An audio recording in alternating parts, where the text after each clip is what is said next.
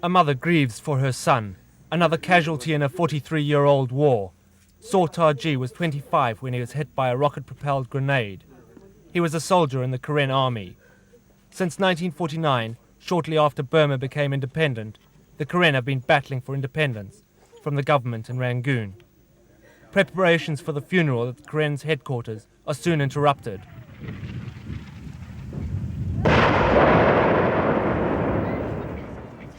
As mourners head for cover, shells fired by the Burmese army land in and around Manerplaw, once a secure base. This year's Burmese offensive has been fiercer and more successful than ever before.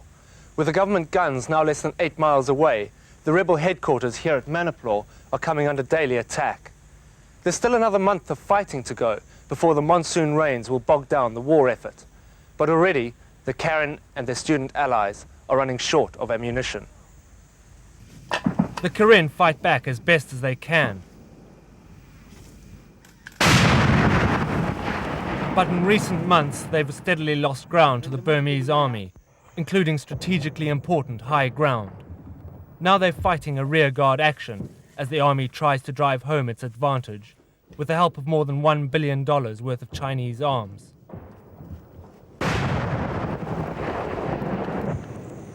There are more Burmese troops this year and they're better armed with special weapons. They're using jet planes. They're using whatever they can. For more than 15 years, Manerplaw has been the headquarters of the Karen National Liberation Army. Once this was home to more than 3,000 people, now it's almost deserted. Most of the civilians have been evacuated. Most of the soldiers are up at the front, only a few miles away now. But Manerplaw is not only a key base for the Karen, it's a stronghold of the main opposition forces ranged against the military government. The opposition National Coalition Government of the Union of Burma is based here. They moved to Manerplaw after the military regime refused to recognize the victory of Nobel Peace Prize winner Aung San Suu Kyi and her pro-democracy party in the 1990 elections. A complete evacuation of Manerplaw would be a serious blow to them too, a possibility a leading member of the government, denied power, is prepared to discuss. Even if it falls, we have some kind of alternative plan.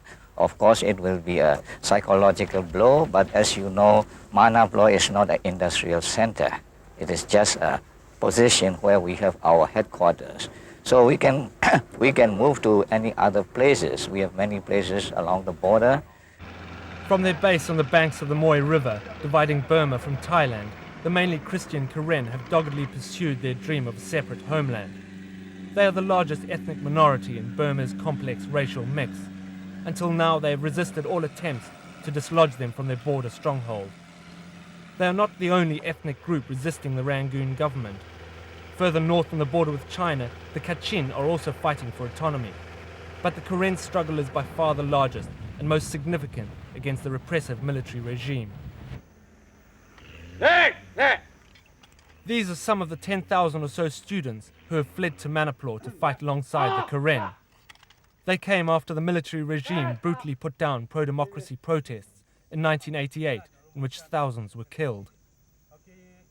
We cannot afford to lose Manerplaw.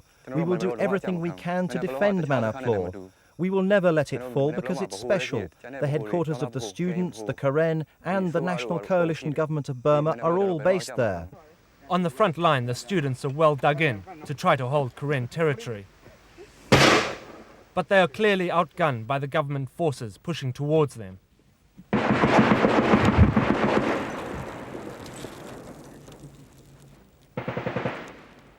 The cost of this war in human terms is high. In the field, precise casualty figures are hard to establish. But there are reports that military hospitals in Thailand are filling rapidly with Karen casualties. There are casualties too among those not even fighting in the war. These are some of the luckier people among the thousands of ordinary Burmese the army forced to work for them as porters. They have escaped to freedom in Karen territory. They bring with them tales of beatings and starvation. All of us hate the military government. We were not given enough food, and whenever we couldn't carry our loads, we were beaten with rifle butts and kicked, and beaten in other ways too.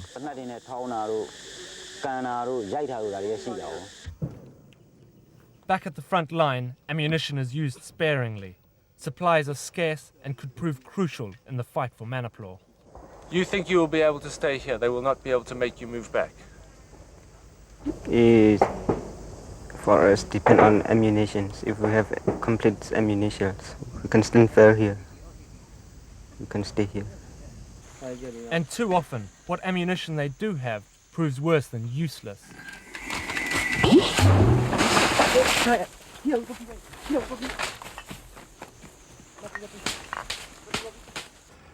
Ammunition supplies are limited in quantity and quality because of the success of the Burmese government's campaign to cut off the Karen's main source of funds. Thai trading posts like this one have traditionally served a huge smuggling industry. Through a system of taxes on the smuggled goods and their own teak trade, the Karen have largely financed their war. Now the Burmese have put a stop to most of this cross-border economy. By sealing the frontier and targeting Karen trading posts, the Burmese have effectively stopped the flow of goods from Thai villages like this across the river into Burma.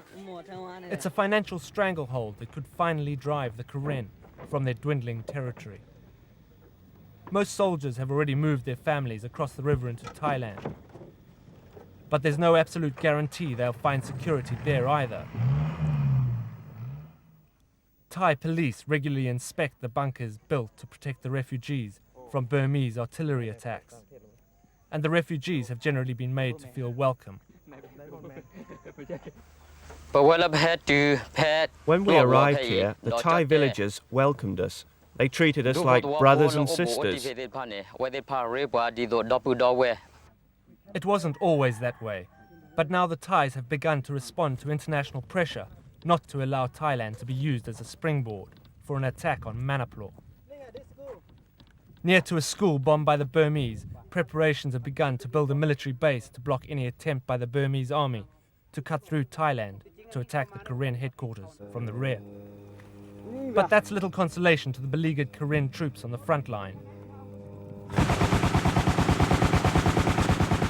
They could fire off at the Burmese planes that circle overhead, but it doesn't change their desperate position.